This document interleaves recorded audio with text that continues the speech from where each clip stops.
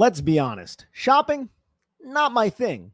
I go to the store. There's a lot of people that, it's just not my thing. It's not football. All right. I spend way too long scrolling websites just looking for something simple like a nice pair of jeans. And I'm either overwhelmed by all the choices or can't find anything my style and end up with stuff that doesn't fit and doesn't work. That's why I use Stitch Fix. You just take a quick style quiz, share your size, your vibe, and your budget, and boom, you're matched with a real human stylists who handle the rest. They take care of the work for you. They send you a fix box with clothes that actually fit and make sense for your life, work, weekends, whatever. It saves you time. You look great, and you don't even have to think about it. That's the best part. It's no risk, all style. Try it all on in the comfort of your home. Keep what works, send back the rest. Free shipping and returns, always, and no subscription required. Plus, get a free try-on for your first fix. Get started today at stitchfix.com/podcast to get $20 off your first order, and they'll waive your styling fee. That's stitchfix.com/podcast. For over a century, Johnny Walker has shared its bold spirit with the game of golf. Now, crafted with Devereaux Golf, Johnny Walker introduces the Johnny Walker Blue Label-inspired Sunday Golf Bag, elevating the game with sleek design, blue label hues, and refined gold accents. Celebrate your hole-in-one with a premium Sunday bag crafted by Devereaux Golf. Submit proof of your achievement to johnnywalker.com/blue-in-1. Please drink responsibly. This podcast episode is brought to you by Coors Light. These days, everything is go, go, go. It's nonstop hustle all the time.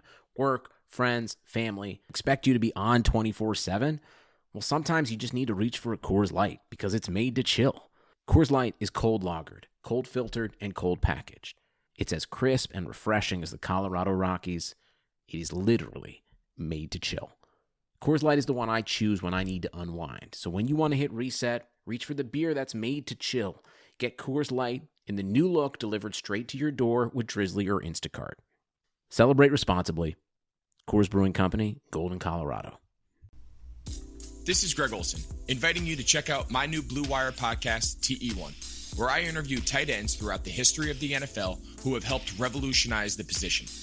TE1 is presented by the Chevy Silverado. The Silverado is all about grit. It's strong and dependable, exactly like playing tight end. Just like the incredible players we sit down with on the podcast, the Chevy Silverado is in a league of its own. Strong, advanced, and dependable. Download TE1 today, wherever you listen to podcasts.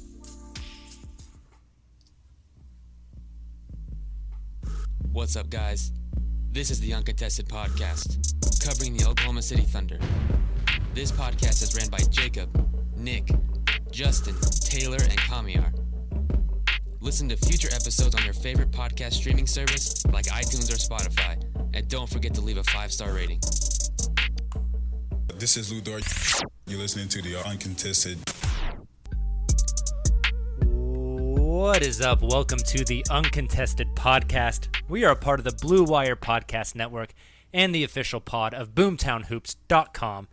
I'm your host for the evening, Jacob. I've got along with me Justin. Hello, everybody. We've got Taylor. I'm back.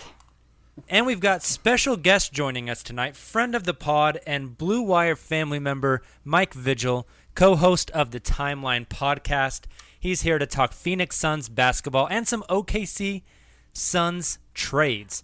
You can follow Mike on you can follow Mike on Twitter. He is at Protected Pick, and his podcast, The Timeline, is on Twitter at The Timeline Pod, and everywhere you can find podcasts at. Mike, how are you doing, man? I'm doing well. I'm excited to be here with you guys. Thank you for having me. Yeah, of course. We are super excited to have you here. Hey, I was thinking of this as our intro was playing. Our intro includes the one and the only, the myth, the legend, the Lou Tang Clan himself, Lou Dort. As somebody who is from Arizona and probably familiar with Lou from his college days, will you just justify how much we love Lou Dort real quick? Oh, I mean, how could you not? After the performance in the bubble, how could you not? I mean, I think it's a fascinating thing that he wasn't drafted at all. And I know we talked a little bit about it when you joined us on our podcast, that maybe there was some chicanery there and the reason he wasn't drafted in the second round. But I remember the first time I saw him in person going to an ASU game, I just said, well, that's an NBA player. I mean, just look at his body. That's clearly an NBA player. So, I loved him, and I'm glad he did so well. I'll be honest. I mean, how could you predict him being this good at defense or this effective in the NBA at this level? I mean, I wouldn't have predicted that. But he's an easy guy to root for. He's one of those try-hard guys, and in the NBA, those guys are fun, like PJ Tucker type guys. True. It's a good point. And he 30-pieced the Rockets in Game 7, which just makes it that much easier to love him. Right. Exactly. I mean, who doesn't love that? Oh, man. I already miss Lou Dort. It's only been like 2 weeks without Thunder basketball, and I miss that man. Mike, funny story. I don't know if I told you this on the Timeline pod whenever I came on with you, but we made Wu-Tang Clan T-shirts, and we offered one to Lou Dort, and he DM'd us and told us to send it to the Thunder practice facility. And he sent us the address, and we were like, all right, well, what size? Yeah. He told us he wears a medium.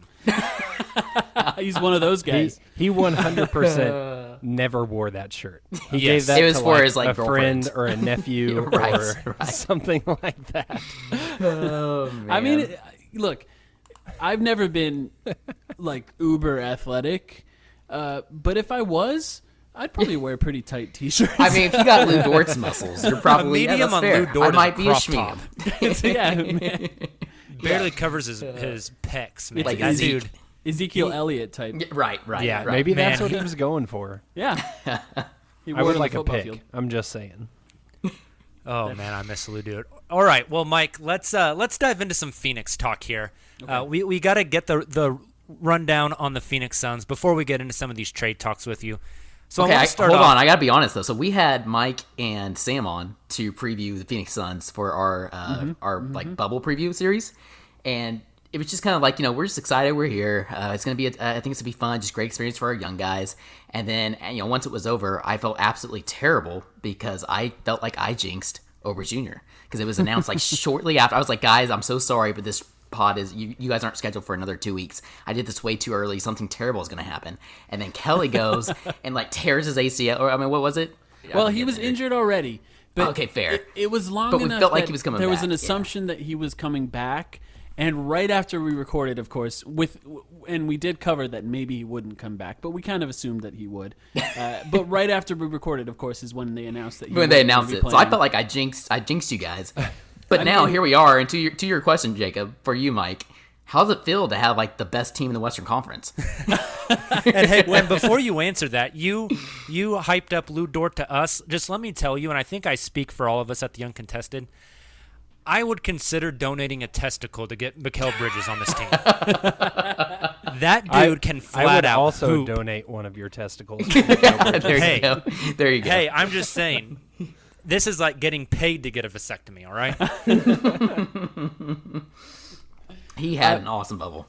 I mean, but how are Suns fans feeling after the 8 games in the bubble where the Suns just took the league by storm? I don't remember Suns fans being this cocky and confident since I'm probably the 48-win Eric Bledsoe, Goran Dragic team that barely missed the playoffs, and fair. That's fair because an eight wins in a row. That was the first time that happened since Steve Nash was on the Suns. So Holy crap! That's a pretty big achievement for a team that was sort of floundering for very long. And I think it's a specific thing with Suns fans where Devin Booker is such a lightning rod, and I think that's going away a little bit. But Devin Booker has been, in his career, so much of a lightning rod where people like to use him as an example of what they considered empty stats. And often, a lot of those guys, blog boys, like us, if you will, don't ever really give the full context of who Devin Booker is and what his career has been like. 5 different head coaches in 5 years, 69 different teammates in his time with the Suns, and this is in Very 5 nice. years. No continuity, no real point guard, except for Eric Bledsoe, who immediately asked out, and now Ricky Rubio, and finally surround him with an actual competent team. And then, of course, he contributes to winning because that's what good players do. So I think for Suns fans, there's like a feeling of vindication that really only comes from W's. Like that really doesn't come any other way because, even scoring 70 points at 20 years old is not enough to prove that a player is good to a lot of people. It only comes with winning. And I think there's like this freeing feeling when you see them actually winning some games, and it's a momentum thing. They have to take it into next season for it to last, but it's not the worst way to miss the playoffs, I guess. Fair. Yeah, that's very true. And you mentioned Book scoring 70 at the age of 20. I feel like that kid is perpetually 21. He's been 21 for like the past 5 years. It's wild. I feel like he's been in the league for 5 years. Like, just 23 crazy. years old. That's wild to me. 18 when he was drafted, 17 when he started playing in Kentucky because he was one of those guys that was just 17 in college. Yeah. Just insane. A little bit of Phoenix news kind of relates to Thunder news as well, as Rajakovic, former Thunder G League coach and assistant, came over to Phoenix with Monty Williams, who I absolutely love, has now departed the team. Any strong feelings either way about that, and any idea on who they might bring in as a replacement assistant? So supposedly it's they have hired one more coach, Brian Randall, from the Timberwolves, and he was like a player development coach, very popular with the Timberwolves organization. But Rajakovic, I do want to talk about him. I really liked him. Now, Sam and I just talked about this on our podcast. It's difficult, as you guys know, to gauge the importance of individual assistant coaches without being in the locker room. We're not trying to be any sort of credentialed media. We sort of like our ability to stand outside of that and say whatever we want. But it comes with some drawbacks, like understanding the individual importance of guys like Rajakovic. But from what I understand, Rajakovic was big in implementing what they call the 0.5 system of offense in Phoenix, which is pass, shoot, or drive within 0.5, half a second of catching the ball. And the Suns led the league in assists this year, so that's something that actually worked relatively well. He's also somebody that was credited with helping to fix Mikal Bridges' shot. Mikal Bridges shot over 40% from the three-point line in college, came to the NBA, and immediately developed a hitch. My theory is that it was because he was drafted to Philadelphia and then traded to the Suns, and they, for some reason, mess up people's jump shots. I remember you saying that, and that's like such a great theory. That's so spot on. So Rajakovic was also credited with helping him fix that shot. It's something that towards the end of the season he was shooting a lot smoother. The hitch was basically gone. And also, I think you guys should check out, now that he's on your staff, there's this podcast, I think it's just called the Basketball Podcast. If you just search Rajakovic's name in the podcast app, you'll find a podcast that has like an hour-long interview with Rajakovic talking about the Suns and what it was like coaching the Suns this season. It gives you a lot of insight into what kind of person he is, and he's really smart. He's a good basketball coach, and I think he's definitely going to contribute to any team that he's coaching on. He also was a guy that Dario Saric in the bubble started playing backup 5, something that I had been begging for all season, so I was very happy about it. And the playmaking ability of a 5 like that, as we've seen in the bubble now with a guy like Jokic, who's the greatest at it, even Bam Adebayo with Miami Heat, when you have a 5 that can be a playmaker, it makes a big difference, and Rajakovic took a lot of credit for that too. So he's one of those assistant coaches where, although it's hard to gauge the importance, he seems like an important guy. I was disappointed that he was gone, and I think you guys should be happy that he's going to be there. Or I guess he's going to Memphis, right? Yeah, he's going to Memphis. We had him first, he started here, and he left us. Oh, he started there. That's right. That's right. So he was actually someone that Taylor and I talked about as a possible head coaching candidate for the Thunder. Yeah, that's fascinating. Yeah. It's really difficult for foreign-born coaches to be hired as head coaches in the NBA, but I think he's the type of guy that if you had to make a bet on it, he'd be one. And it's funny that they must have coached together in OKC. I never even considered that, Monty and Rajakovic. Right. But, yeah. Yep. He, Monty, and Mark Bryant, the big man coach. Yeah, that's right. Love Mark that's right. also. Yeah, that's the guy working with Ayton. Yeah, all those guys, Oklahoma City guys, former Oklahoma City guys. Well, thank you for them. Speaking Especially of Monty. Yeah, dude, Monty's incredible. He's the man. You know, feels so awful for him and what happened Yeah. with his family here in Oklahoma City, but he's an incredible just human being. Yeah. But speaking of big men, Aaron Baines, Dario Saric, and then not a big man, but Javon Carter, all free agents for the Suns. Right. This I was going to say this summer, this offseason, offseason, yeah. whenever the hell it happens. Right. What's the expectation with those guys? Are they coming back? Do you think they're going to explore their options elsewhere? So I love Javon Carter. I just want to start by saying that I think he's one of those guys that he's not going to make a lot of money. So if you can bring him back, you should. Aaron Baines is one of those guys that fits on every contender, and the Suns were lucky enough to trade for him. That's why they were able to get Aaron Baines. It was a future Milwaukee pick that they traded for the Boston pick and Aaron Baines, and that's where they took Ty Jerome, and that's why he was able to play on the Suns. And obviously he was great. You know, DeAndre Ayton was suspended for 25 games, and before Aaron Baines was hurt, he was carrying that team. They started the season 7-4. They looked good. Baines got hurt somewhere in the middle of all that, and it all kind of went downhill for a while. Excellent player.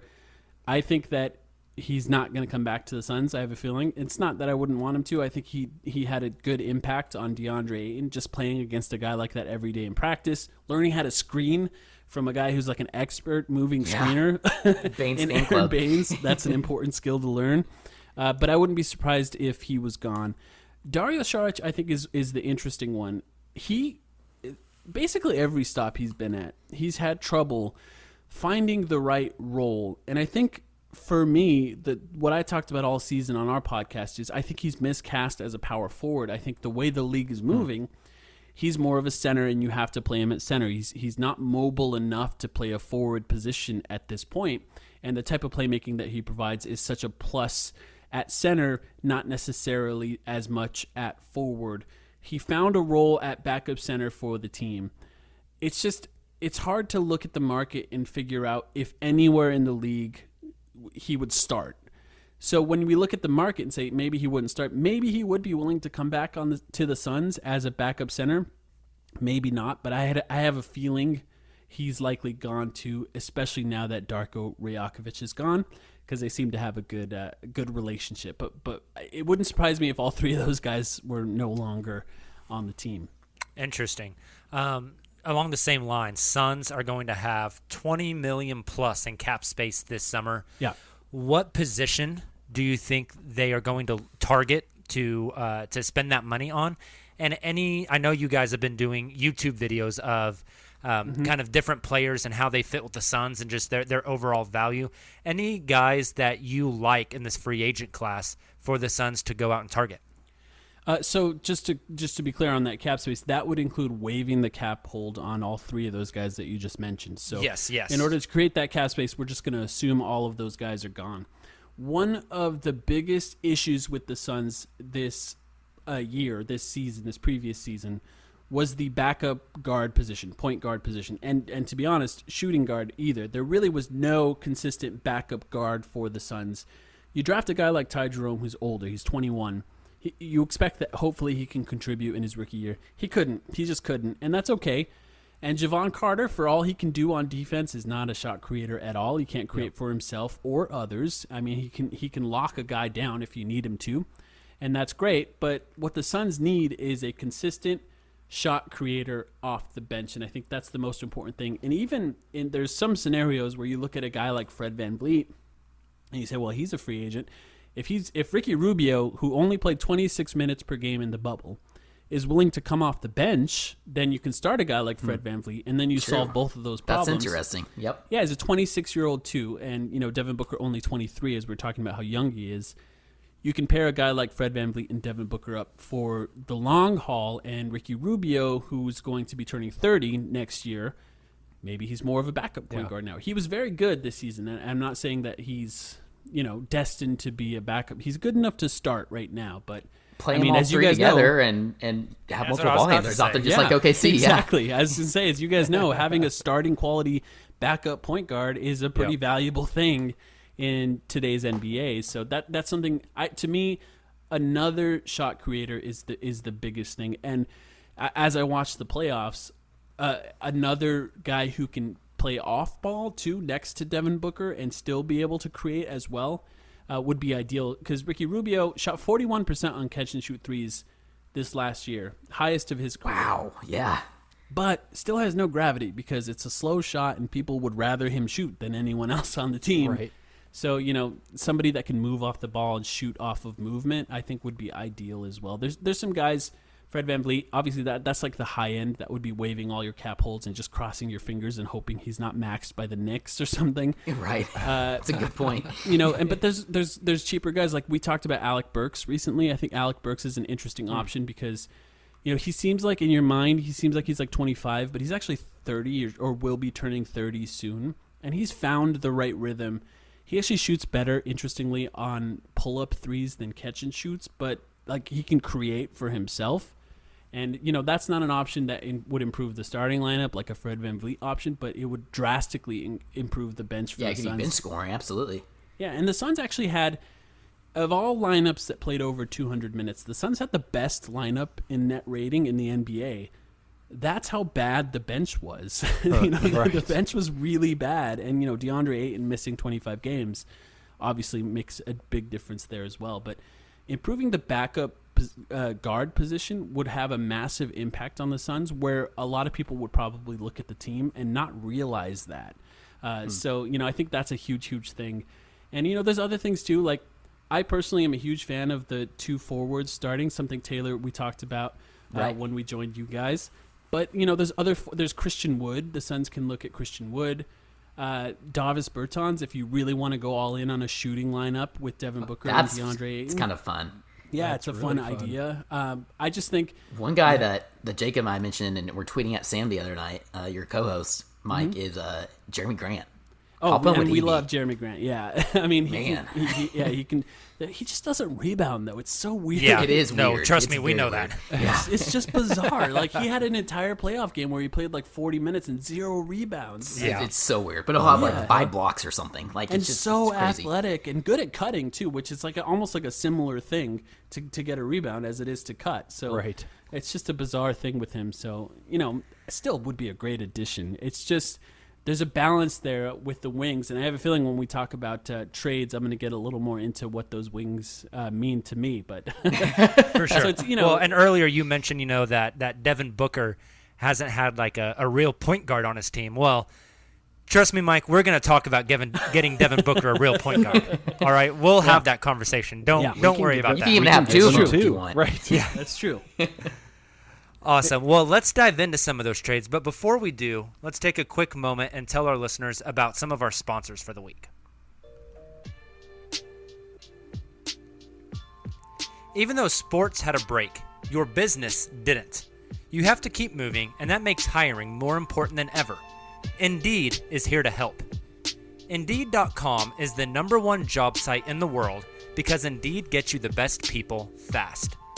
Unlike other sites, Indeed gives you full control and payment flexibility over your hiring. You only pay for what you need, you can pause your account at any time, and there are no long-term contracts. Plus, Indeed provides powerful tools to make your search that much easier.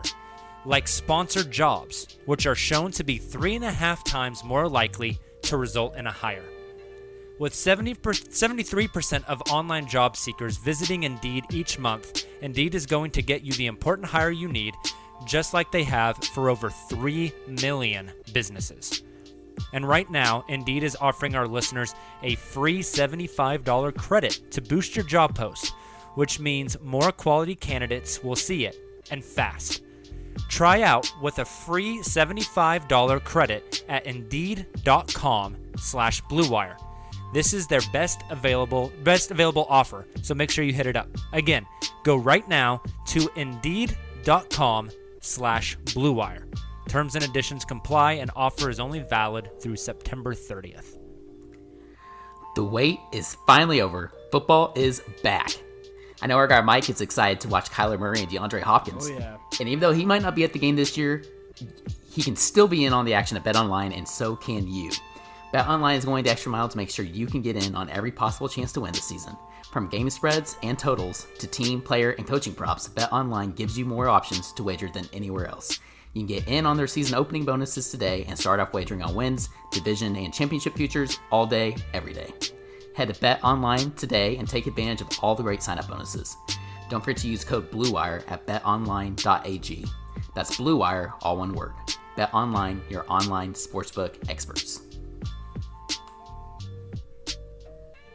You know, Taylor just mentioned that. Kyler Murray might be the best athlete of Arizona sports. Is that a hot take? No, I don't think so. That's interesting. I mean, Hopkins is a freak, but yeah, that's true too. That's true too. It's probably. I'd have a blast watching Booker play. Kyler went first round in 2 separate drafts. That's a good point. Yeah, that's a really true. good point. I mean, the only other person to do that was Bo Jackson. Is that right? Well, here's what I'll say. DeAndre Ayton is 7 feet and has a 43-inch vertical. So that's also. I mean, pretty how good. many guys can That's do wild. that? It's really bizarre. I mean, he looks like a 35-year-old and he's only 21, so he's got that man body. But yeah, it's probably between those guys. I mean, I think Kyler Murray could probably go light up the G League right now if you just dropped him in there. Yeah, it wouldn't surprise me. That guy, his second gear is so damn fast, it's ridiculous. Right. Yep. I mean, God, watching him at Oklahoma, he torched people, man. It was a blast. I miss Kyler Murray. Oh, well, we got Spencer Rattler. We'll be all right. Spencer Rattler also from the Phoenix area. Is that right? Oh, is he? I forgot about that. Yeah, Yeah. he is. I There you go, man. very casually watch football. I'm not. I mean, I like watching the Cardinals, but basketball is definitely my. Like if I had a that's choice fair. between an average NFL game and a WNBA game, I'd probably watch the WNBA game. Oh, To be wow. honest. Those have been Nice. a blast. Speaking of Yeah. bubbles, that's been WNBA games have been Been awesome. some good Yeah, ball. I love the Mercury too, and they're doing well. Yeah, so. that's fair. Very good. All right, well, let's dive into some of these trades before we actually fire up the trade machine and start making some deals here. Mike, you kind of touched on a little bit with the free agency stuff, but where is Phoenix going to look to upgrade? What positions? So I think backup guard I think is the vital one, and I think if you look at the potential of Aaron Baines being gone, now there's still a chance that Aaron Baines comes back. I think he just likes living in Phoenix. It's similar to Australia, so maybe he does come back. But I think that backup center position is vital as well. You know, DeAndre Ayton has missed games. He's had ankle injuries that's kept him out, and you have to have some sort of vital backup center. You know, especially for young guys too, they tend to foul a lot. Although he has not gotten in foul trouble a lot, it happens, and you have to have some sort of backup guard position, but backup center position. I will say this though, since I know we're going to talk about it. As I'm watching the playoffs, we just did a series of podcasts where we talked about individual players on the Suns and how they would perform in a playoff series. Basically, how coaches would scheme against them. And, you know, you come back to Ricky Rubio and how he was treated when he was on the Utah Jazz. You just don't guard him. You just don't guard him when he does not have the ball in his hands. And because the Suns are the type of team where Devin Booker can do it all, he can play point guard, he can play shooting guard, on or off the ball, you kind of want a guy that can play off the ball a little bit more with Devin Booker. So in a sense, if you look at the main core guys, like the main 5 or 6 guys that are the Suns' core, Ricky Rubio is probably the one that needs to be upgraded the most for this team to hit its absolute ceiling. So, you know, I don't know that the Suns are looking for that this offseason, but that's going to, at some point, that's going to be a goal. At some point, you need a competent guard to pair alongside Devin Booker. And like you said, Ricky Rubio's been good in the position that he's been placed in. Mm-hmm. But I think just when I look at it from an outsider perspective of throughout Devin Booker's career, if they could find somebody that could pair in that backcourt alongside Devin Booker, I mean, it unlocks a whole new realm of possibility in terms of open shots, in terms of motion on the offense, in terms of the way the whole offense functions that Devin Booker hasn't been able to take advantage of during his career in Phoenix so far. Right. I mean, the team, he really has not played with shooters yet. I think people he was comped as Klay Thompson, right? When he came in the league, that's what people thought. And he's not at all that. So I think people don't realize the type of things that he's going to be capable of doing if there was proper spacing. He can really get to the rim, and that mid-range area, as you guys watched with Chris Paul, you can take advantage of that pretty easily with the right spacing if you have the right guys, and he's one of those guys. So, yeah, I'd like to see him with more shooters at some point of his career. Definitely. So let's say that Phoenix decided to get splashy this offseason and really go in for it. They're banking on that 8-win bubble, riding that momentum and pushing for the playoffs in the West next year, which looks to be a pretty tall task. Yeah. What are the Suns' best trade assets? Yeah, that's interesting because... And I guess not to cut you off, but let's bunch these next two questions together. The best trade assets and the untouchables, the things that are not going to be on the table regardless of what becomes available in the trade market. Okay, so I think if you look at absolute untouchables to Suns fans, somebody like me, obviously Devin Booker's number one. You don't trade Devin Booker essentially for anything at this point because of who he is to Suns fans and how that matters. Like, you know, maybe there are players that would be better, but I don't know if there would be a lot of players that would mean more to the Suns fan base at this point.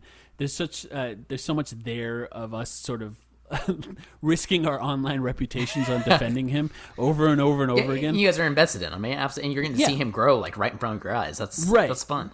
Right, and you know, obviously there's probably guys that you would trade him for. None of those guys are being traded. So essentially he is the untouchable guy. To me, when you have that, if you can build the right team, then everyone else is essentially available in a sense. But if you had to go the other guys, it would probably be Mikal Bridges and DeAndre Ayton. Mikal Bridges being the perfect player next to Devin Booker because he can kind of do everything on offense. He's not excellent at anything, but his defense is so good, and his IQ is so high. He makes up for a lot of the mistakes that Devin Booker makes on defense. He's the perfect fit next to him. And then DeAndre Ayton, the only number one pick in franchise history, the wrong pick, but still the only number one pick in franchise history. And also he's just a ball of potential, a coachable ball of potential too, which I think is important. I think people don't really talk about that a lot with him. But he listens to his coaches. They're able to mold him relatively well. With a guy like Monty Williams and the type of potential that someone like DeAndre Ayton has, you can do a lot. I will say this. I would still trade DeAndre Ayton for the right package in order to pair the right star, like real superstar or star type player next to Devin Booker if you could do it. But I'm not sure that any of those guys are available either. Makes sense. So then what are the best assets that Phoenix has to trade? I mean, outside of that, it's pretty hard because then you look at guys like Ricky Rubio, 2 years left on his contract, making like $16, $17 million. I'm not sure anyone's interested in that. Kelly Oubre, a young forward, being paid relatively low amounts of money, $15 million this year, but only on a 1-year deal and after a meniscus tear. So it drops a little bit from there. But I think he's probably still one of the better trade assets. A lot of the other guys on the Suns are just not under contract anymore. There's Cam Johnson as well, and I don't know how the rest of the league views Cam Johnson, but Suns fans are very, very, very excited about his potential and what he can do. Not a lot of players have been 6'9" or 6'8" in the NBA and shot basically 40% on threes on a really high number of attempts as a rookie. We kind of look at him as a potential Duncan Robinson type player. And if you can do that and get away with someone like that who's not terrible at defense, it's hard to want to trade one of those guys, especially on a rookie deal until he's 27. True. So although he's a good like Booker, yep. Yeah, he's a good asset. I just don't know if you would trade him. But still, it's still another good trade asset if you are. Yeah, it seems like he's almost the kind of guy that holds more value to his current team than his market value on the open market in the league. Right. Yeah, that's a great point. And then the 10th overall pick, and I think the Suns are definitely willing to trade that to try and bring in the right kind of help. Ooh. So there's one there. You're talking my love language now. Draft picks. We don't have enough, Mike. We don't have always enough. More. Never. We need enough. more. All right. Well, so let's fire up the trade machine, guys, and start making some deals. Before we do that, though, Justin has a quick word for y'all. Support for the Uncontested is brought to you by Manscaped. Who is the best in men's below-the-waist grooming? Manscaped offers precision-engineered tools for your family jewels. They obsess over their technology developments to provide you the best tools for your grooming experience. I don't know about you guys, but I think we all have a traumatic memory where those said family jewels got nicked.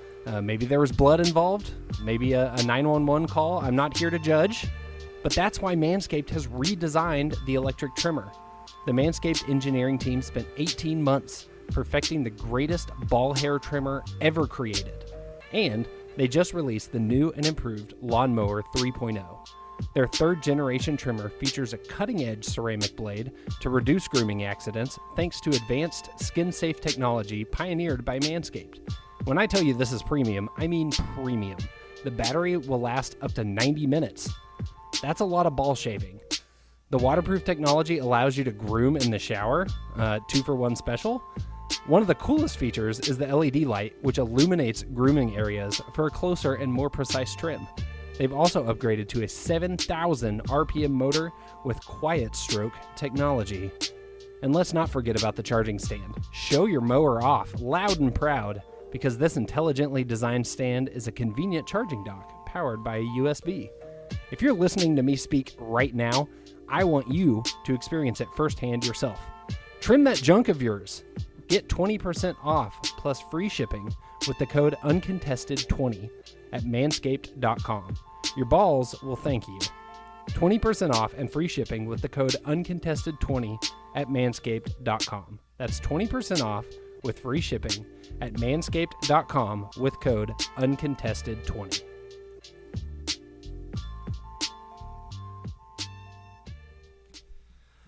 All right, so for these trades, let's assume that Mike is the GM of the Suns. Justin, Taylor, and I are going to be the brain trust that is Sam Presti, making some deals. And guys, I think we should start with the biggest one and see where we end up. Let's talk some Chris Paul. Christopher Paul. A lot of rumors flying around right now. Yeah, apparently every team in the league has, quote, interest in Chris Paul. Right. Seems to be. If what a difference a season can make. Yeah, I have interest in dating Gal Gadot as well, but we'll see how that works out. Gonna have to attach a few first-round picks. So, Mike, just before we even talk players that'll be swapped, how much better does Chris Paul slotting into that starting lineup instead of Ricky Rubio make the Suns? In a vacuum where he can't be injured, a lot better. Like a lot better. Ricky Rubio, for as good as he was for the Suns this year, I think justified what he was paid. He can't create his own shot the way somebody like Chris Paul can. And I was talking to Sam about this when this rumor came out. I think there's like a cachet that superstar players have where the accountability they provide to your organization is immeasurable. Players that are role players tend to play harder. Young players understand that they're accountable for the potential last championship run for these superstar legends, and that kind of accountability would be vital to someone like DeAndre Ayton or even Mikal Bridges or Kelly Oubre, whoever would be left on the team if you actually make that kind of trade.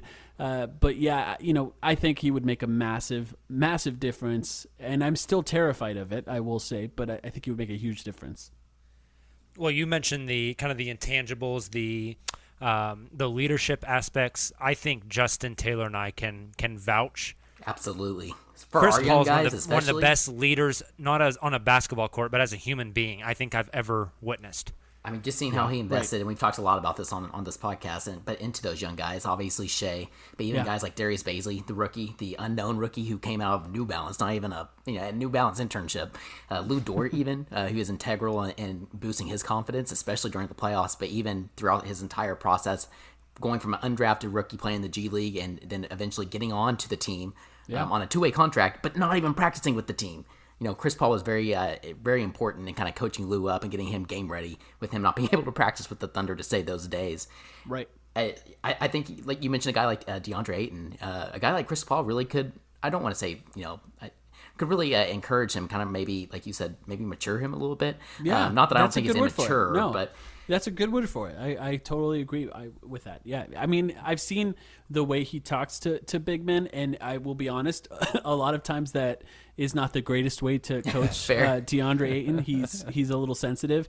He probably doesn't want to be screamed at the way he did DeAndre Jordan, but maybe he needs it sometimes. Maybe a new DeAndre will be good for him. Well, one thing that like Darius Baisley always says is that Chris Paul taught him how to be a pro. Like long term, and I think a guy like Baisley, who's kind of fun, go with the flow, goofy off the court, we might have seen that a little more on the basketball court this season if Chris Paul wasn't there.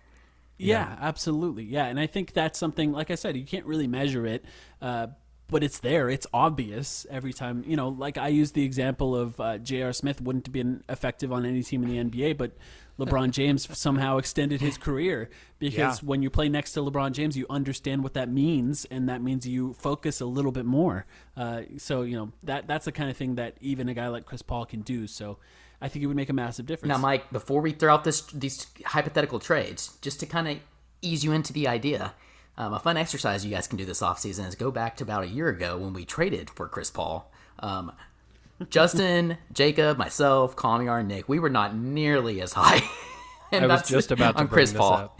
Just go listen to our podcast when the Westbrook-Paul trade went down, and we're all depressed. I think Jacob said, like, get Chris Paul the hell out of OKC. I don't want to watch him. And now go listen to the podcast from, you know, our season recap. Right. And it's like, oh, my God, Chris Paul is such a great leader. Yeah. I mean, I'll He's eat my my hero. crow.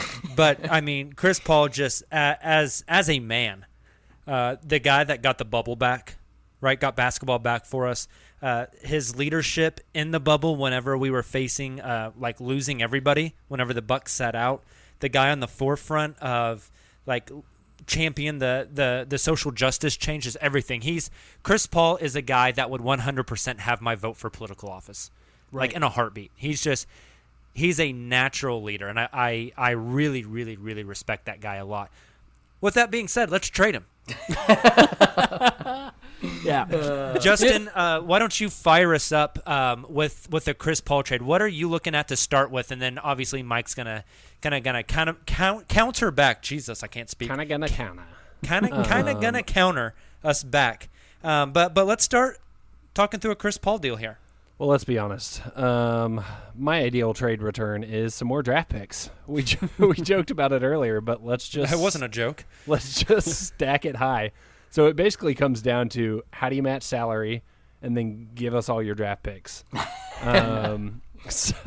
So I think, you know, Rubio makes a lot of sense. If you're going to bring in Chris Paul, let's go ahead and toss Rubio over to Oklahoma City. If we want to bring in somebody who's got one of the larger contracts on the Suns, but also has value as a player, I'd love to see some Kelly Oubre action. And then you need a little bit of filler, whether you want to do some of the into the bench guys and pick a couple of them to match the salary, or you do, like, I don't know, negotiate something with Dario Saric and send him over in the trade as well. And then... Can I cut you off real quick? Sure. What do Suns fans, or what do you think Suns ownership think about Frank Kaminsky? Is he kind of just a toss-in for salary matching purposes? I would like to never see him in a Suns jersey ever again. Oh, hell yeah. Then let's throw him in this trade. There you go. We'll take that money. And they have the option on him next year, so that's an easy one if you're making a trade. Perfect. Yeah. So with those Frank three the Tank. players, Justin, we have a $36 million coming in for the Thunder, $41 million coming in for the Suns with the Chris Paul deal. So under the 125% rule, that works, and the Suns are adding $5 million of salary. Money. Yeah. Oh, yeah. I'm not a cap expert, but I isn't there a way for the Suns to take some of that into cap space without having to do that deal if it's to trade during the offseason? Is that 125% rule? I don't know. Maybe I'm wrong here, but I think so. So, like, if you wanted to do less players in this deal and then absorb the rest of that money into the cap, right, and then not have money in free agency, you can do that. And even if you do this deal and Chris Paul comes in, you could still re-sign guys like Dario Saric and Aaron Baines, and obviously exceed the cap to do so because you have their bird rights. Yeah, because the reason I ask that, and first of all, I think that this is not completely out of the question, by the way. I know you guys saw that interview with Chris Paul, basically saying goodbye to the OKC fans, that sort of awkward goodbye at the end of the bubble. Oh, yeah. Unprompted, he brings up Monty Williams. And I just thought that was kind of interesting. There was no reason for him to bring up Monty Williams, but he did. And clearly they have a very close relationship. Another thing that is a connection here, essentially the assistant general manager for the Suns is Jeff Bauer. You guys know Jeff Bauer. I'm not sure if you know him very well, but he drafted Chris Paul. So there's a relationship there as well. So it's not completely insane to talk about this. Now, it scares me a little bit. Watching the playoffs for the last few weeks, almost every scenario I try to think of for the Suns, I try to keep the combination of Mikal Bridges, Cam Johnson, and Kelly Oubre Jr. And I'm not sure that there's a scenario where this trade works out that the Suns could actually do that, but that would be ideal for me. Even if that meant giving up draft picks, and I want to say there is a massive risk to giving up draft picks in this scenario, because there is a scenario where Chris Paul joins the Suns, tears his Achilles, and then is useless for the last 2 years of his career, where he's making over $40 million. Hey, it's Devin cool. Booker asks he's out, vegan now. It's fine. And then the Suns are terrible, Plant-based. and then their draft picks mean nothing because they're not, it's basically what's going to happen to the Clippers, right? And the Rockets. It's perfect. Yeah, and the Rockets, right. I don't want to be another one of those teams. So look, I'm not saying that I wouldn't be open to this trade at all, but I do wonder if there's teams that are more desperate, hint the Bucks, than the Suns would be in this scenario. But I'm not saying the Suns wouldn't give up Kelly Oubre Jr. It's just the value of a wing, especially when your wing rotation is 3 guys that are super versatile and don't make a ton of money. It's pretty valuable for a team like the Suns, and if I'm the GM, this trade would be entirely dependent on the length of my contract. Like if I had 1 year left on my GM deal with the Suns, I probably wouldn't make this trade. If I was confident that I'm going to be paid for the next 5 or 6 years because I have a long-term deal with my team and I'm willing to get fired because I'd still make the money, I probably would make that trade. It's difficult, and I knew it was going to be coming into this conversation because I love the idea of Chris Paul on the team, but I'm terrified of him all of a sudden being terrible. I feel like it's going to happen at some point. Yeah. Right. Now, I'm not super well versed in the cap, like getting deep into the cap rules and everything, and the CBA. I don't know. Could the Suns technically sign and trade Saric plus Rubio to can they combine salaries in a sign and trade? I don't know if that's legal or not. I'm obviously not a cap expert here either, but for some reason that's triggering something in my mind that says you can't combine salaries like that. But maybe I'm wrong here. So, I would do that. While you guys were talking, I was playing Presti on TradeNBA.com. Speaking of Dario Saric, I have a fun one here. You guys ready? Ready. Ricky Rubio, Dario Saric. I guess the Sun, according to Trade NBA, it looked like you could, as the Suns GM, you would be able to pick up that last year on his contract. Although I thought it was a player option. I'm not. He's really restricted. Sure. Oh, restricted. So that would be his qualifying offer year, which, by the way, he might have to take if the market has nothing makes for sense. him. So there we go. So That hypothetically, we're going to say that he accepts the Suns' offer for his last year of his contract. Not to shit on your parade here, but I think if you accept the QO, you can't trade you him. Can't trade him. automatically get. Dang it, trade NBA. You can revoke any trade. All right, dang me. Well, then I had Kelly Oubre Jr., Frank Kaminsky, and the 2020 round 1 number 10 overall pick for Chris Paul, and a sign-in trade, Danilo Gallinari. Boom. Oh, 3 years, That's interesting. 16.5 each year.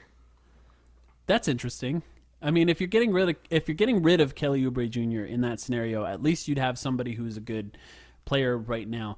The thing is that constantly worries me about all of this is the Suns are surrounding Devin Booker right now with a bunch of players who are or could be contributing good NBA players that are in their mid to early 20s, and that would be shifting the timeline to Very by true. The way, the name Much of our older, podcast, yeah. to a much older core. Which is just a little bit terrifying. And here's the thing. I think what Devin Booker did which is essentially averaged 26 points at 61% true shooting percentage, along with 6 assists, has only been done by guys by the name of LeBron James, Michael Jordan, Steph Curry, guys like that. And he did it younger than all of those players. And I think there's a chance that Devin Booker next season could exceed everyone's expectations of who he is and how good he can be. Kind of like for you guys, when the Thunder made the finals before they should have, basically surprising everyone. There's a chance that he could do that. And if you make this kind of trade, you're betting on that happening because maybe that title window is open earlier for a player like him with the right team around him than you would have expected. So, I'll be honest. Like I said, I don't think that I would do it in almost any scenario unless you can keep all of those wings, because then you're just looking at essentially doubling up Ricky Rubio's salary for an extra year, which is a lot, but I think you get a better player potentially in Chris Paul. But like I said, for you guys, and I'm not the GM of your team, I just think there's probably going to be some more desperation out there than the Suns have. Maybe there shouldn't be, because there's a chance that Devin Booker will hate the Suns if they're bad for one more year. But maybe there is in a team like the Bucks. Yeah, definitely. I think along what Justin was talking about at the beginning, that the Thunder's goal here is to get picks. Right? Like they don't care about being good next year. Actually, next year is the prime year to tank.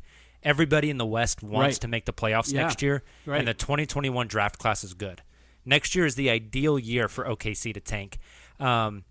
But without throwing in any of those young guys, specifically Kelly Oubre's contract, I honestly, and knowing that Dario Saric can't be combined with something else in a sign and trade, I just don't think there's way that the money can work. Yeah. I really don't. That's how I looked at it as well. And if there was, I'd probably do it, and I think it'd be smart for you guys too, because the chances of the Suns picks being more valuable than the Bucks are pretty high. Right. So that would make sense for you guys, and it just depends on the number of picks at that point. Although I will say, when you guys got Chris Paul, you got him with picks, so maybe you guys should be sending some back to us too. That's how it works. I've seen it. There's a record of this happening. So yes. I think there is a negative chance Sam Presti does that. Definitely not. Although he's got him to. Right. To, I mean, that's the difference a season makes, because that's what we were talking last summer. Right. Was how many picks are they going to have to give up to offload that contract? And now now the tables have completely flipped. Yeah. Now it's how many picks do the Rockets have to give up to get off Russ? Right. And how many can the Thunder get for Chris Paul? It's just, if Chris Paul was 32 instead of 35, this would be an easy decision. Hey, he's vegan now, man. Yeah, right. He's healthy. All right? Everything's fine. The Suns signed a 30-year-old Steve Nash, and he went on to win 2 MVPs. That's a good So point. point guards being in their 30s are successful in Phoenix, but it's just 35. There's not a lot of track records of guys being ultra competitive beyond 35 years old, and maybe this is when it begins, because there's a new era of health and fitness in the NBA, and maybe this is when it begins. But I just don't. Yeah, you don't want to take the bet on it. I wouldn't. Yeah. Okay, well then let's talk about a younger point guard. Yes. Let's talk about Dennis Schroeder. Yes, that's an interesting one. Well, here's what I want to know from you guys first. Do you not want Dennis Schroeder to stay on OKC? Is that not something that you would even want? I mean, he's got 1 year left on his deal, right? Yes, and we love Dennis. I mean, seriously, he completely came into OKC and essentially turned the negative image he had that last year or so in Atlanta around. Was a fantastic teammate with guys like Russell Westbrook and Paul George and Carmelo Anthony, and then PG and Russ, and then Chris Paul and Shea. Never once complained about being a sixth man, at least not vocally. Accepted his role. Billy Donovan had nothing but super high praise for him. And not to mention, I mean, obviously this season specifically, that 3-guard lineup was so great. But Billy still didn't start him. It didn't start that lineup to start games, which makes sense. But when you have a guy out there like Terrence Ferguson or an undrafted rookie like Lou Dort out there starting, you could see where Schroeder might get a little upset. Like, coach, we had the best lineup when I'm playing in the entire league. Why not start me there when these guys, one's an undrafted rookie and the other one really struggles to play basketball at all? Right. And he still didn't complain. I had nothing but great things to say about Dennis. Now, to answer your question, we're pretty much full tank. Tank. We're ready Right. to find Right. that superstar in the Yeah, upcoming and- drafts to pair with Shea. To add on what Taylor's saying, it's when you look back in Thunder history, since they've relocated to Oklahoma City, Presti never lets an asset expire. At worst, he's going to get a trade exception or something for a guy. Right. And so I think in order to accelerate the tank, plus continue the life of the asset of Dennis Schroeder, they would very much be interested in trading him. Now, I think Schroeder would be the second shoe to fall. Chris Paul needs to be the first. Right. But if Chris is gone, I think Schroeder is out the door. So let's assume that, in this case scenario, Chris has been traded to a New York or a Philly or a Milwaukee or whoever. What are we looking like with the Dennis Schroeder trade with Phoenix? So I think it's a tough thing where I don't think he could start next to Devin Booker.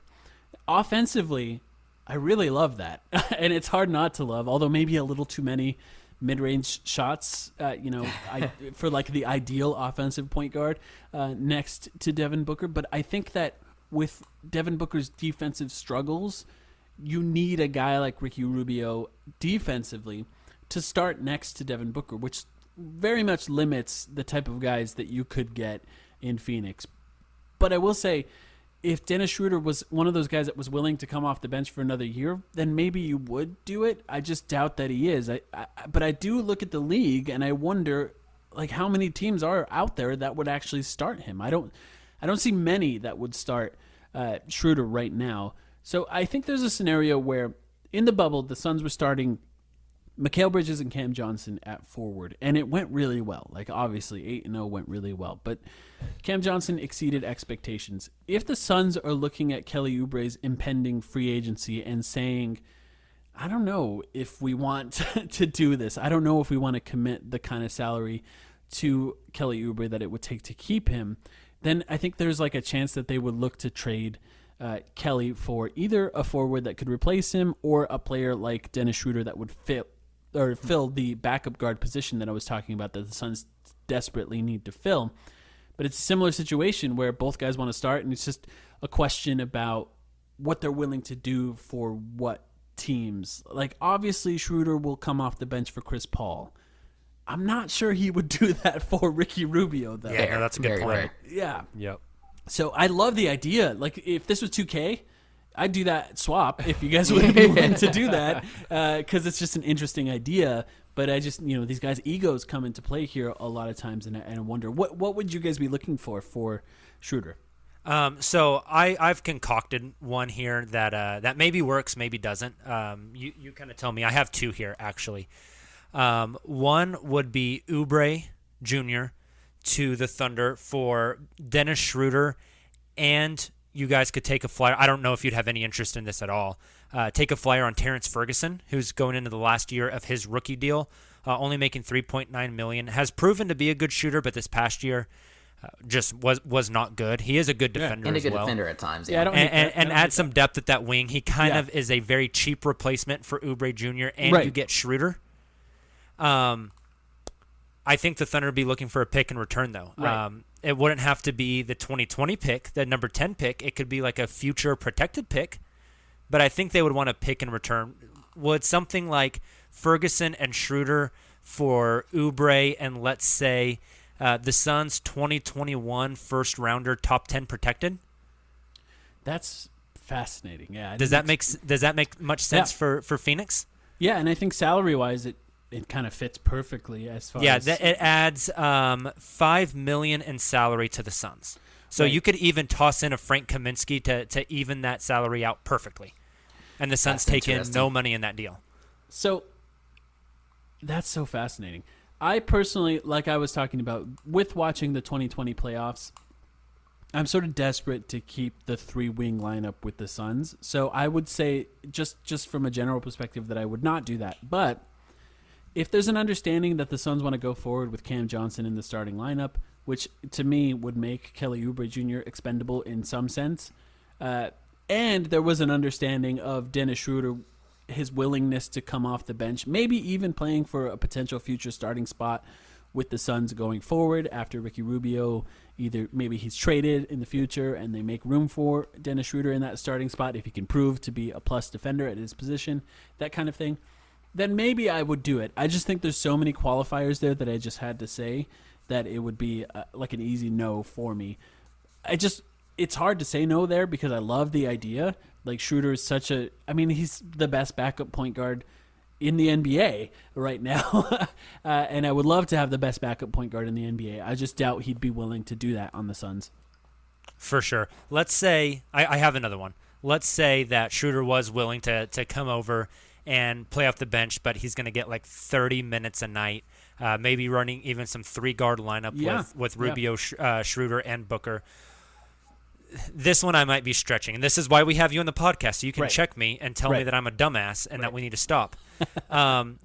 What about a Schroeder sign and trade deal with Dario Saric? And I know the timelines don't match up perfectly, but Schroeder for Saric, and then the Thunder and the Suns swap first-round picks this year, 10 for 25. Yes, I would do that. Absolutely. Ooh. Yeah. I love that one. So would I. Yeah, that's a 100% I would take that. We found a winner. Look, the Suns picked a guy at 11 that was projected to go 25th and were proven to be correct in Cam Johnson this last year. That is a thing that somebody like James Jones would absolutely be willing to do. Especially in a draft with so much uncertainty, you know? Yeah, I think this draft is the type of draft where from like 5 to like 30, it's pretty flat. There's not a massive difference in talent between those two positions. Obviously, the flexibility of having the higher pick and getting the guy you want is better. But if you had the willingness for Schroeder to come off the bench for the Suns, that would be worthwhile to me, especially because there's a lot of scenarios where Saric could be leaving anyway. But I do think there's some value with Saric. I think he could be a really good player going forward, so it wouldn't be terrible for you guys either. That's a fascinating one. I would definitely do that. Nice. I think, guys, would you guys do that one? Oh, yeah. Yes. Yeah, no, I like the idea. I like Saric, at that point, I like that pick. If the Thunder could swap Schroeder for Saric and pick number 10, at that point, I'm all in on trading pick number 10 plus one of the future picks that don't project to be great, like the Miami lottery protected pick or something like that. Yeah, Miami picks are worthless. Yeah, can you get to 6? Can you get to 7? Can you get to 5? Who are you guys looking at that high? Oh, buddy. Don't get him started. Denny fanboy over here, yeah. Yeah, Interesting. I am the leader of the Avdia fan club, but I'm also my other guys there. I've really come around on Okongwu from USC. Yeah. Oh, yeah. He's got some very Bam Adebayo, early Serge Ibaka vibes to him. I'm really in on that. And then I'm a believer in Killian Hayes. Oh, yeah. Which, if Phoenix stays at number 10. Yeah, that's the goal. Oh, man. Yeah. I think getting Killian Hayes, I know he's young, but if you can develop him and get him in a good culture with Monty Williams and get him 2 years of Rubio, I think would help. That's a great point. And then after Rubio's gone, Killian takes over with a 25-year-old Devin Booker who's just entering his athletic prime. Which is crazy, right? Still 2 years away from that. Yeah, I love the idea of Killian Hayes. I saw someone had him comped to like a Manu Ginobili because of the fluidness and the craftiness of his game and the lefty. I'm high on him. So that I think that'd be a perfect fit for the Suns. But I would love if the Thunder could snag like him, Okongwu, or Denny Avdia. Those are my guys. I love that. See, at 25, we can get Poku, too, maybe. That's true. There you go. Yeah. And very, seems like a very polarizing guy. Actually, speaking of Kevin O'Connor, I think he had him mocked to us at 28. Interesting. Oh, nice. We just had Spencer Perlman. You guys know Spencer Perlman. He's a really great draft guy. We just had him on the pod a few weeks ago, and he said that he has Poku as the highest potential player on his draft board, like the guy with the highest ceiling. So I know, like you said, though, other people don't. Right. And other people very much don't. So it's one of those things where I'm not a draft guy. I constantly say that. I have guys I like and guys I don't. But I would not bet my life on him being successful. That's the kind of thing that I have no idea on. But somebody like Spencer knows a lot, and you never know. It's an interesting one. Definitely. So I think last one we need to explore. I know the Suns do have cap space. Obviously, they give up those cap holds, and those guys sign elsewhere. Mm-hmm. What's the interest level in a Danilo Gallinari sign and trade? I think, honestly, James Jones really likes tall players who can shoot because he Tall is white guys who can shoot? Yeah, you got Dario Saric. Yeah, I mean, not just white guys. I mean, James Jones is a tall player who can shoot. That's like how he made, how he won championships. That's a good point, yeah. He essentially drafted himself in Cam Johnson. That's basically what he did.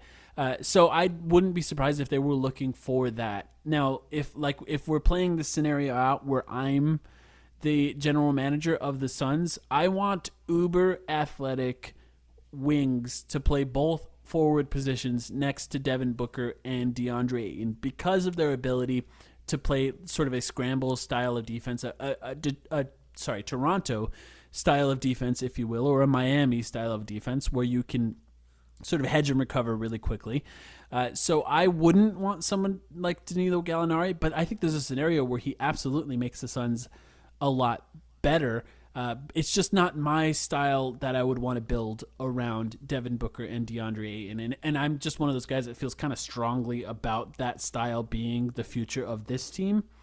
So I wouldn't risk it is what I would say. Especially, I'm not sure what he's going to get paid. This market is so confusing, but I wouldn't put a lot of money towards a guy like that at his age.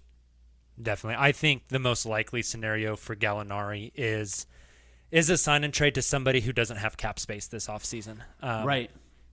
Just because there's so few teams with cap space, and the teams that do have cap space either A, are not any good, or B, not looking to pay Danilo Gallinari for 3 years.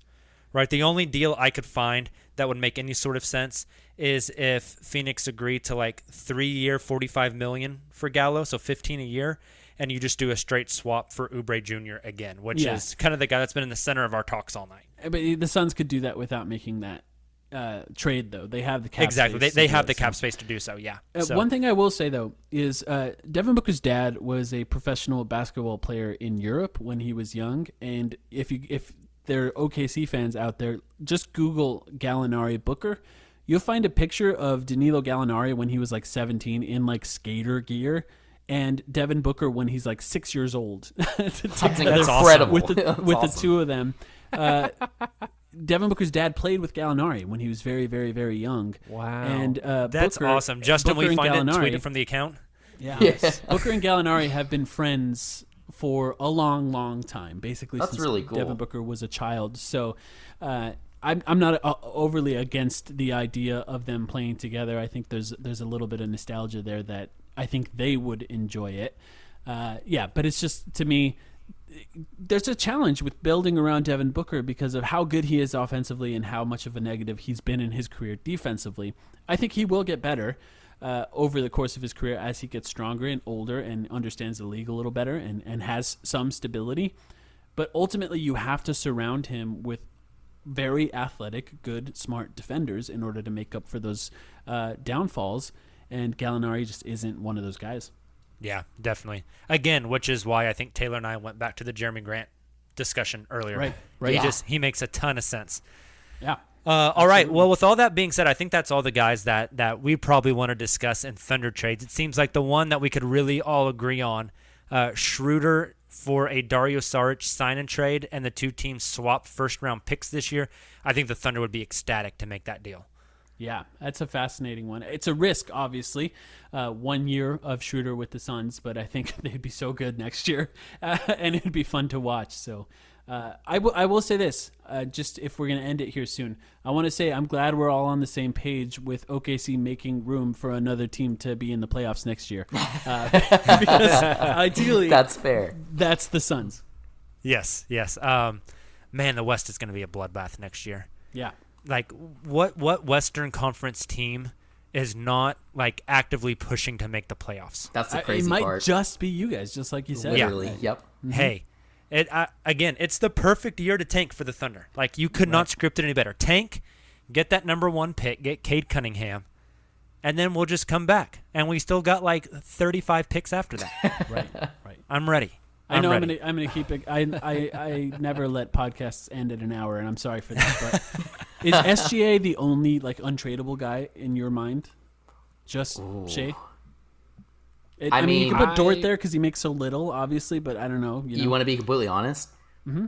You could talk us into SGA for the right price. Interesting. Yeah, I think you could. I mean, I'm not saying I want that, and we love SGA.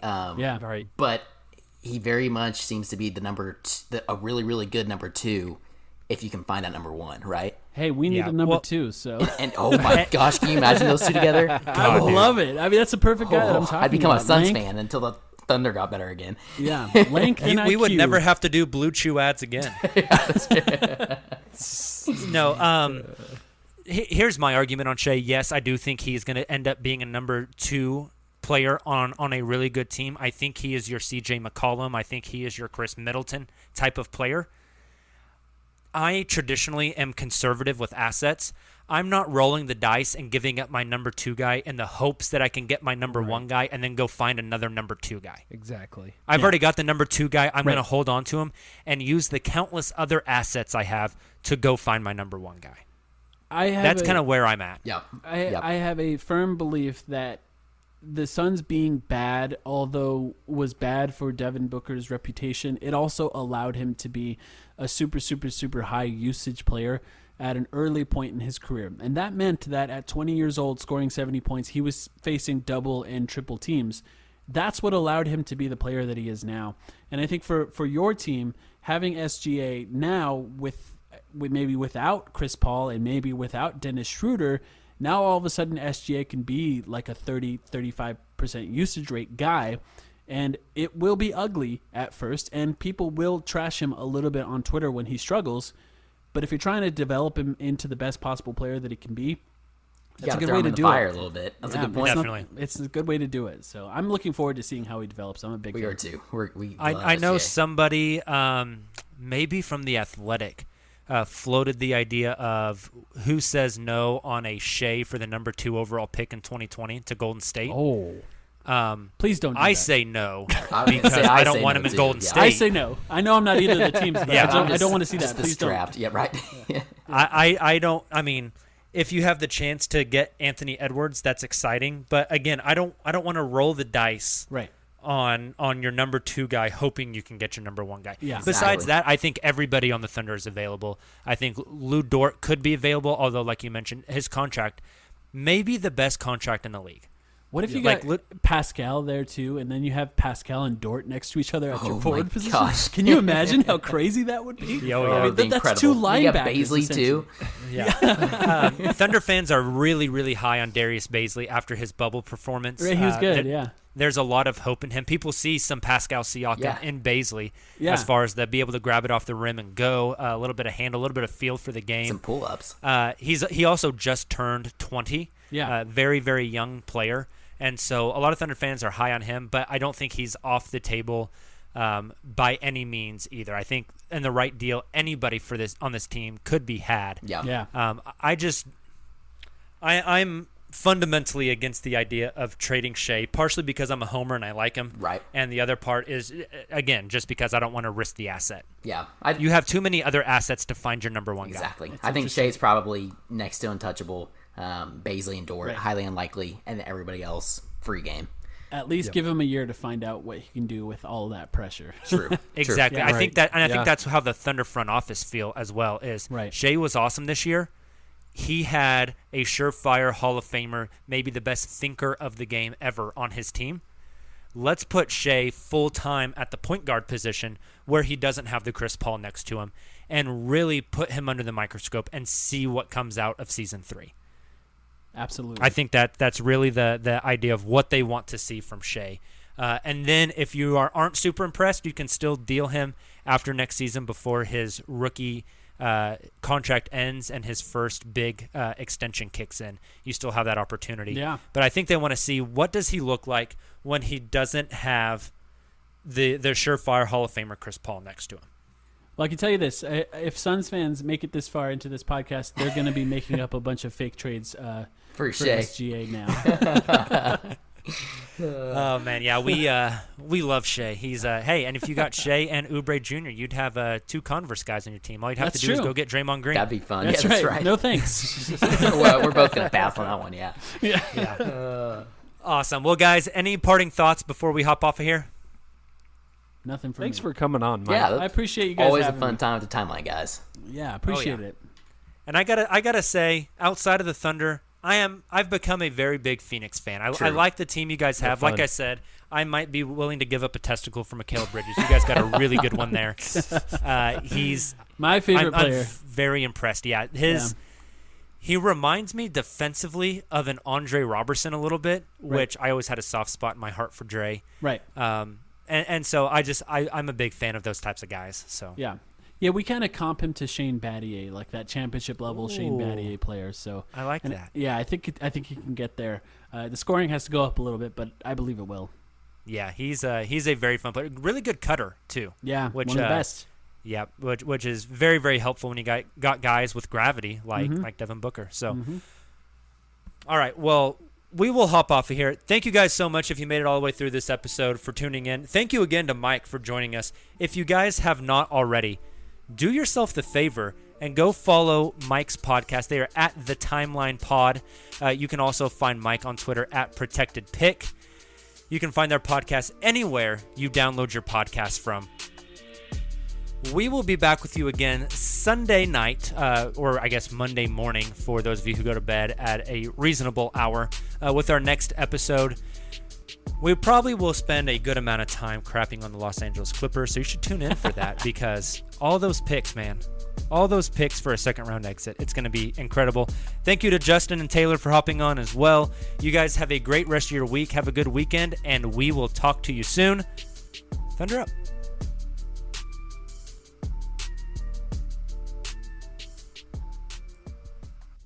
Sugar Ray Leonard, Roberto Duran, Marvelous Marvin Hagler, and Thomas Hearns. Legends, whose four-way rivalry defined one of the greatest eras in boxing history. Relive their decade of dominance in the new Showtime sports documentary, The Kings, a 4-part series premiering Sunday, June 6th, only on Showtime. This episode is brought to you by Ro.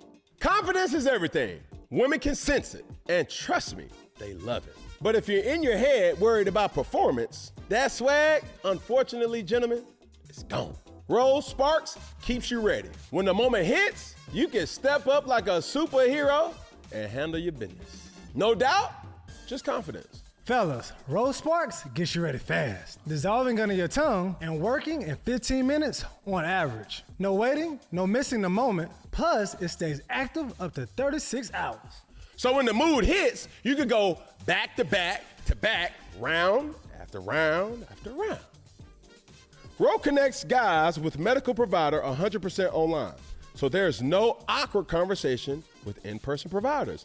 Go to ro.com/sparks to see if you qualify.